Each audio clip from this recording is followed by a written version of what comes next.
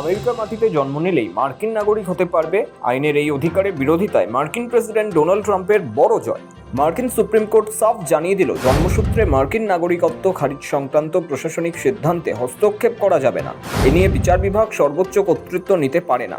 চাইলে প্রেসিডেন্ট নাগরিকত্ব আইন সংশোধন করতে পারেন এবং তাতে জন্মসূত্রে আমেরিকান হওয়ার বিষয়টি বাতিলও করতে পারে। এর আগে আমেরিকার 3টি আদালত ট্রাম্পের এই সিদ্ধান্তকে খারিজ করে দিয়েছিল, কিন্তু সেদেশের সর্বোচ্চ আদালতের রায়ে বড়সড় জয় হলো মার্কিন প্রেসিডেন্টের।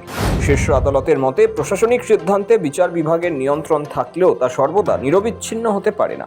বিচার বিভাগের কিছু সীমাবদ্ধতাও রয়েছে। তবে আদালত ট্রাম্প প্রশাসনকে জানিয়ে দিয়েছে, আগামী 30 দিনের মধ্যে নতুন নাগরিকত্ব আইন কার্যকর করা যাবে না। 2020 প্রেসিডেন্ট নির্বাচনে জয়ের পর থেকেই ট্রাম্প নাগরিকত্ব আইন বদলানোর ঘোষণা করেছিলেন। জানুয়ারিতে হোয়াইট হাউসে দ্বিতীয় দফায় দায়িত্ব নেওয়ার পর থেকেই তিনি দ্রুত পদক্ষেপ নেন।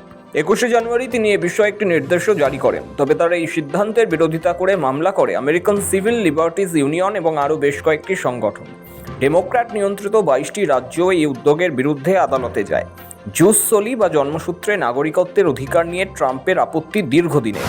1868 সালে সংবিধানের 14তম সংশোধনীর মাধ্যমে এটি প্রতিষ্ঠিত হয়। যুক্তরাষ্ট্রে জন্ম নেওয়া যে কোনো শিশু তার মা বাবা বিদেশি হলেও স্বাভাবিক নিয়মে নাগরিকত্ব পায়। কিন্তু ট্রাম্প মনে করেন এই আইনের জন্যই অভিবাসী সমস্যা বেড়েছে। তিনি চেয়েছিলেন অবৈধ অভিবাসীদের সন্তানদের নাগরিকত্ব পাওয়ার পথ বন্ধ করতে।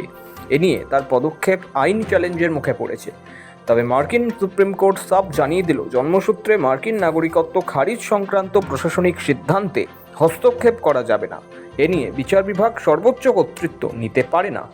ব্যুরো রিপোর্ট, সময় কলকাতা।